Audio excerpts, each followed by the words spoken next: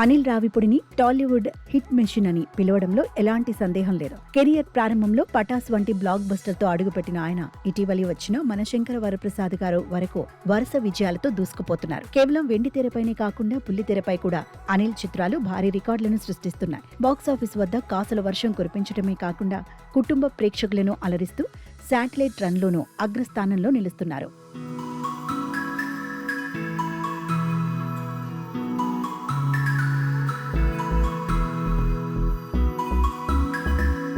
Television ratings విషయానికి వస్తే అనిల్ రావిపూడి సినిమాలో మహేష్ బాబు నటించిన సరిలేరు నీకెవరు చరిత్ర సృష్టించింది. ఈ సినిమాకు ఏకంగా 24.2 టీఆర్పీ రేటింగ్ లభించడం ఆయన సత్తాను నిరూపిస్తుంది.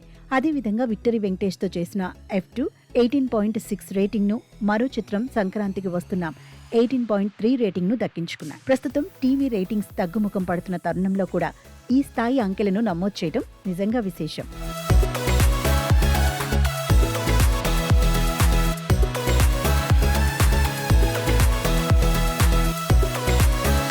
మాస్ రాజా రవితేజతో రూపొందించిన రాజా ది గ్రేట్ 18.4, సాయి ధరమ్ తేజ్ హీరోగా వచ్చిన సుప్రీం 15.4 కూడా టీవీల్లో ప్రేక్షకులను విపరీతంగా ఆకట్టుకున్నాయి. ఈ చిత్రాలు థియేటర్లలో ఏ మేర సందడి చేశాయో హోమ్ ఎంటర్టైన్మెంట్ గా కూడా అదే స్థాయి ప్రభావం చూపాయి. థియేటర్లలో ఇండస్ట్రీ హిట్ గా నిలిచిన మనశంకర వరప్రసాద్ గారు చిత్రం టీవీలో 14.2 రేటింగ్ సాధించి ప్రేక్షకులకు ఎప్పుడూ అందుబాటులో ఉండే వినోదంగా నిలిచింది.